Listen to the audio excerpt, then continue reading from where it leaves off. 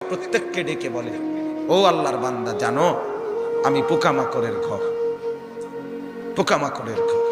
তুমি তো সেই বান্দা যে একটা মশা কানের পাশ দিয়ে উড়ে গেলে তোমার ঘুম বন্ধ হয়ে যায়, চোখ মিলে যায়।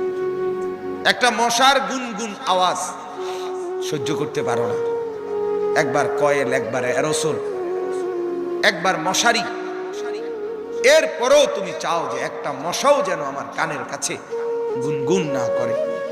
তো 5 ঘন্টার ঘুমের জন্য, 6 ঘন্টার ঘুমের জন্য বান্দা এই যত্ন নিলা, অনন্তকাল কিংবা বছরের পর বছর কবরের যে ঘুম দিবা, পড়ে থাকবা সেই ঘরে, পোকা মাকড়ের ঘর, সেই ঘরে তুমি ঘুমাইবা কেমনে, থাকবা কেমনে? আমার বাপ, আমি থাকবো কিভাবে? আমি থাকবো কিভাবে বলে? ভাবে